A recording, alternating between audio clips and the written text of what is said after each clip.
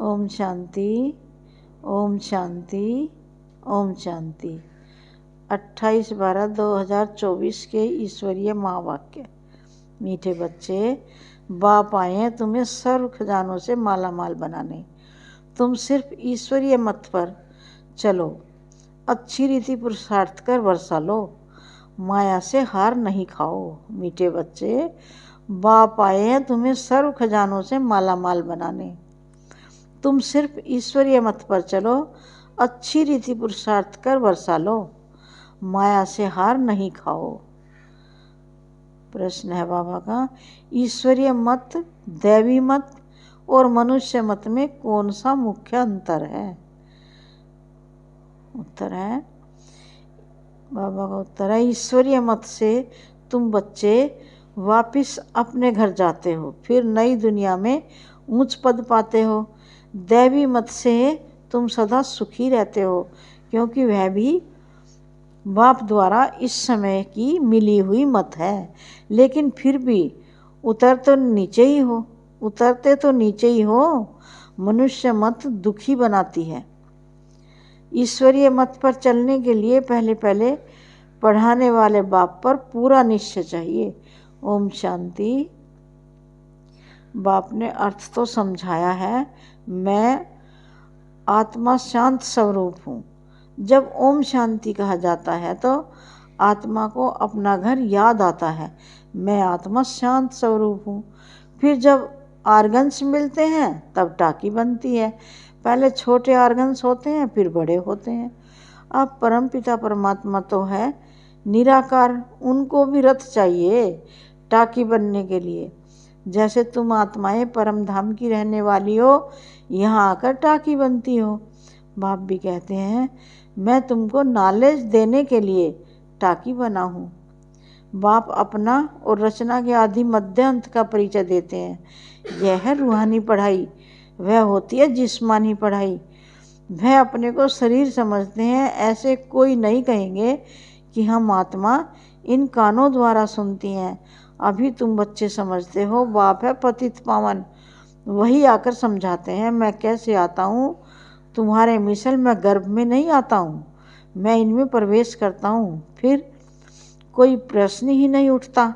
यह रथ है, इनको माता भी कहा जाता है। सबसे बड़ी नदी ब्रह्मपुत्रा है, तो यह है सबसे बड़ी नदी। पानी की तो बात ही नहीं, यह है महानदी, अर्थात सबसे बड़ी ज्ञान नदी है। तो बाप आत्माओं को समझाते हैं, मैं तुम्हारा बाप हूँ। जैसे तुम बात करते हो मैं भी बात करता हूँ। मेरा पाठ तो सबसे पिछाड़ी का है। जब तुम बिल्कुल पतित बन जाते हो तब तुमको पावन बनाने के लिए आना होता है। इन लक्ष्मी नारायण का ऐसा बनाने वाला कौन? सिवाय ईश्वर के और कोई के लिए कह नहीं सकेंगे। बेहद का बाप ही स्वर्ग का मालिक बनाते होंगे ना। बाप भी ज्ञान का सागर है, वही कहते हैं, मैं इस मनुष्य सृष्टि का चैतन्य बीज हूँ। मैं आदि मध्य अंत को जानता हूँ। मैं सत हूँ, मैं चैतन्य बीज रूप हूँ। इस सृष्टि रूपी झाड़ की मेरे में नॉलेज है। इसको सृष्टि चक्र अथवा ड्रामा कहा जाता है। यह फिरता ही रहता है। वह हद का ड्रामा 2 घंटे चलता है, इसकी रील 5000 वर्ष की है। जो जो टाइम पास होता जाता 5000 वर्ष से कम होता जाता है। तुम जानते हो, पहले हम देवी देवता थे, फिर आहिस्ते आहिस्ते हम अक्षत्रिय कुल के में आ गए। यह सारा राज बुद्धि में है ना, तो यह सिमरन करते रहना चाहिए। हम शुरू में पाठ बजाने आए तो हम सो देवी देवता थे। 1250 वर्ष राज्य किया। टाइम तो गुजरता जाता है ना, लाखों वर्ष की तो बात ही नहीं। लाखों वर्ष को तो कोई चिंतन कर भी ना सके, लाखों वर्ष का तो कोई चिंतन कर भी ना सके। तुम बच्चे समझते हो हम यह देवी देवता थे, फिर पाठ बजाते वर्ष पिछाड़ी वर्ष पास करते करते अभी कितने वर्ष पास कर चुके हैं। धीरे धीरे सुख कम होता जाता है। हर एक चीज़ सतो प्रधान सतो रजो तमो होती है, पुरानी जरूर होती है। यह फिर है बेहद की बात। यह सब बातें अच्छी रीति बुद्धि में धारण कर फिर औरों को समझाना है। सब तो एक जैसे नहीं होते, जरूर भिन्न भिन्न रीति समझाते होंगे। चक्र समझाना सबसे सहज है ना। ड्रामा और झाड़ दोनों मुख्य चित्र हैं। कल्प वृक्ष का नाम है ना। कल्प की आयु कितने वर्ष की है यह कोई भी नहीं जानते। मनुष्यों की अनेक मत हैं, कोई क्या कहेंगे कोई क्या कहेंगे। अभी तुमने अनेक मनुष्य मत को भी समझा है और एक ईश्वर की मत को भी समझा है। कितना फर्क है। ईश्वरीय मत से तुमको फिर से नई दुनिया में जाना पड़े और कोई की भी मत से, दैवी मत व मनुष्य मत से वापस नहीं जा सकते। दैवी मत से तुम उतरते ही हो क्योंकि कला कम होती जाती है। आसुरी मत से भी उतरते हो, परंतु दैवी मत में सुख है, आसुरी मत में दुख है। दैवी मत भी इस समय बाप की दी हुई है, इसलिए तुम सुखी रहते हो। बेहद का बाप कितना दूर दूर से आते हैं। मनुष्य कमाने के लिए बाहर जाते हैं, जब बहुत धन इकट्ठा होता है तो फिर आते हैं। बाप भी कहते हैं मैं तुम बच्चों के लिए बहुत खजाना ले आता हूँ, क्योंकि जानता हूँ तुमको बहुत माल दिए थे, वह सब तुमने गंवा दिया है। तुमसे ही बात करता हूँ जिन्होंने प्रैक्टिकल में गंवाया है। 5000 वर्ष की बात तुमको याद है ना। कहते हैं हाँ बाबा, 5000 वर्ष पहले आपसे मिले थे, आपने वर्षा दिया था। अब तुमको स्मृति आई है, बरोबर बेहद के बाप से बेहद का वर्षा लिया था। बाबा आपसे नई दुनिया की राजाई का वर्षा लिया था। अच्छा फिर पुरुषार्थ करो, ऐसे नहीं कहो बाबा माया के भूत ने हमको हरा दिया।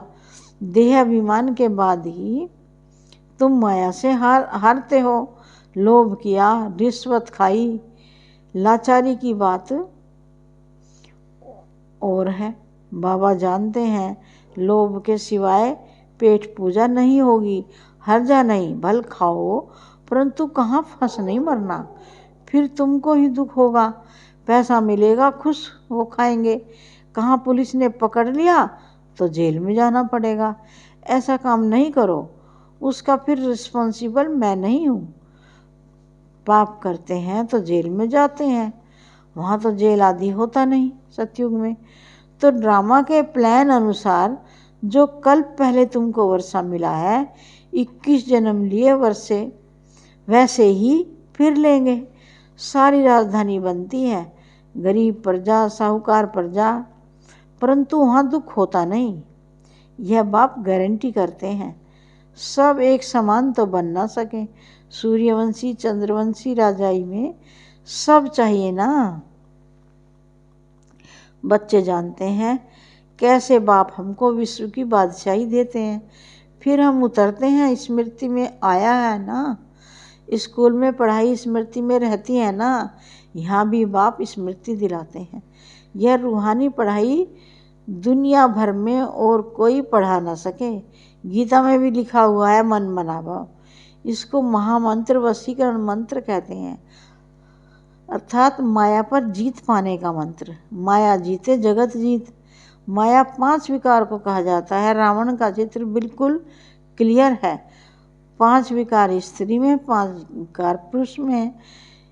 इनसे गधा अर्थात टट्टू बन जाते हैं, इसलिए ऊपर में गधे का शीश देते हैं। अभी तुम समझते हो, ज्ञान बगैर हम भी ऐसे थे। बाप कितना रमणीक रीति बैठ पढ़ाते हैं, वह सुप्रीम टीचर। उनसे जो हम पढ़ते हैं वह फिर औरों को सुनाते हैं। पहले तो पढ़ाने वाले में निश्चय कराना चाहिए। बोलो बाप ने हमको यह समझाया है, अब मानो न मानो, यह बेहद का बाप तो है ना। श्रीमती श्रेष्ठ बनाती है तो श्रेष्ठ नई दुनिया भी जरूर चाहिए ना। अभी तुम समझते हो हम किचड़े की दुनिया में बैठे हैं, दूसरा कोई समझ ना सके। वहाँ हम बहिष्ठ स्वर्ग में सदा सुखी रहते हैं। यहाँ नरक में कितने दुखी हैं। इसको नरक कहो व विषय वैतरणी नदी कहो, पुरानी दुनिया छीछी है। अभी तुम फील करते हो कहाँ सतयुग, कहाँ कलयुग नरक, कहाँ सतयुग स्वर्ग, कहाँ कलयुग नर्क। स्वर्ग को सुख कहा जाता है, वंडर ऑफ वर्ल्ड। त्रेता को भी नहीं कहेंगे। यहाँ इस गंदी दुनिया में रहने में मनुष्य को कितनी खुशी होती है। विष्टा के कीड़े को भरमरी भू भू कर आप समान बनाती है। तुम भी किचड़े में पड़े हुए थे, मैंने आकर भू भू कर तुमको कीड़े से अर्थात शूद्र से ब्राह्मण बनाया है। आगे भी डबल सिरताज बनते हो तो कितनी खुशी रहनी चाहिए। पुरुषार्थ भी पूरा करना चाहिए। बेहद का बाप समझानी तो बहुत सहज देते हैं, दिल से लगता भी है बाबा, सच सच कहते हैं। इस समय सभी माया की दुबन में फंसे हुए हैं। बाहर का शौक कितना है। बाबा समझाते हैं, हम तुमको दुबन से आकर बचाते हैं, स्वर्ग में ले जाते हैं। स्वर्ग का नाम सुना हुआ है, अभी स्वर्ग तो है नहीं, सिर्फ यह चित्र है। यह स्वर्ग के मालिक कितने धनवान थे। भक्ति मार्ग में भर रोज मंदिरों में जाते थे, परंतु यह ज्ञान कुछ नहीं था। अभी तुम समझते हो भारत में यह आदि सनातन देवी देवता धर्म था। इन्हों का राज्य कब था यह किसको पता नहीं है। देवी देवता धर्म के बदले अब फिर हिंदू कहते रहते हैं।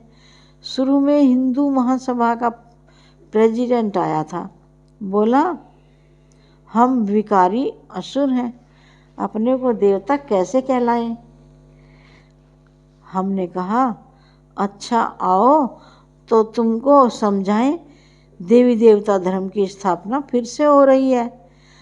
हम तुमको स्वर्ग का मालिक बना देंगे, बैठकर सीखो। बोला दादाजी फुर्सत कहाँ, फुर्सत नहीं तो फिर देवता कैसे बनेंगे। यह पढ़ाई है ना, बेचारे की तकदीर में नहीं था, मर गया। ऐसे भी नहीं कहेंगे कि वह कोई प्रजा में आएगा, नहीं, ऐसे ही चला आया था, सुना था। यहाँ पवित्रता का ज्ञान मिलता है, परंतु सतयुग में तो आ न सके, फिर भी हिंदू धर्म में ही आएंगे। तुम बच्चे समझते हो माया बड़ी प्रबल है, कोई न कोई भूल कराती रहती है। कभी कोई उल्टा सुल्टा पाप हो तो बाप को सच्ची दिल से सुनाना है। रावण की दुनिया में पाप तो होते ही रहते हैं, कहते हैं हम जन्मांतर के पापी हैं। यह किसने कहा, आत्मा कहती है। बाप के आगे या देवताओं के आगे। अभी तुम फील करते हो बरोबर हम जन्मांतर के पापी थे। रावण राज्य में पाप जरूर किए हैं, अनेक जन्मों के पाप तो वर्णन नहीं कर सकते हो, इस जन्म का वर्णन कर सकते हो, वह सुनाने से भी हल्का हो जाएगा। सर्जन के आगे बीमारी सुनानी है, फलाने को मारा, चोरी की, इस सुनाने में लज्जा नहीं आती है। विकार की बात सुनाने में लज्जा आती है। सर्जन से लज्जा करेंगे तो बीमारी छूटेगी कैसे, फिर अंदर दिल को खाती रहेगी। बाप को याद कर नहीं सकेंगे, सब सच सुनाएंगे तो याद कर सकेंगे। बाप कहते हैं मैं सर्जन तुम्हारी कितनी दवाई करता हूँ, तुम्हारी काया सदैव कंचन रहेगी। सर्जन को बताने से हल्का हो जाता है। कोई आपे ही लिख देते हैं बाबा हमने जन्म जन्मांतर पाप किए हैं। पाप आत्माओं की दुनिया में पाप आत्मा ही बने हैं। अब बाप कहते हैं बच्चे तुम्हें पाप आत्माओं से लेन देन नहीं करनी है। सच्चा सतगुरु अकाल मूर्त है बाप, वह कभी पुनर्जन्म में नहीं आते हैं। उन्होंने अकाल तख्त नाम रखा है, परंतु अर्थ नहीं समझते हैं। बाप ने समझाया है, आत्मा का यह तख्त है, शोभता भी यहाँ है, तिलक भी यहाँ है, भ्रुकुटी में देते हैं। असल में तिलक एकदम बिंदी मिसल देते हैं। अभी तुमको अपने को आप ही तिलक देना है। बाप को याद करते रहो। जो बहुत सर्विस करेंगे तो बड़ा महाराजा बनेंगे। नई दुनिया में पुरानी दुनिया की पढ़ाई थोड़ी पढ़ना है, तो इतनी ऊंच पढ़ाई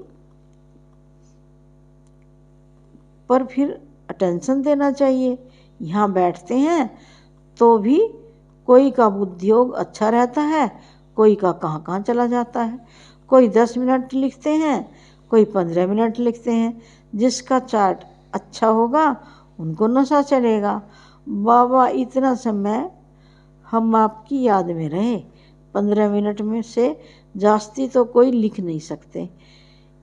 बुद्धि इधर उधर भागती है। अगर सब एक रस हो जाए तो फिर कर्मातीत अवस्था हो जाए। बाप कितनी मीठी मीठी लवली बातें सुनाते हैं। ऐसे तो कोई गुरु ने नहीं सिखाया है। गुरु से सिर्फ एक थोड़े ही सीखेगा, गुरु से तो हजारों सीखे ना। सतगुरु से तुम कितने सीखते हो। वह है माया को वश करने का मंत्र। माया 5 विकारों को कहा जाता है। धन को संपत्ति कहा जाता है। लक्ष्मी नारायण के लिए कहेंगे इन्हों के पास बहुत संपत्ति है। लक्ष्मी नारायण को कभी माता पिता नहीं कहेंगे।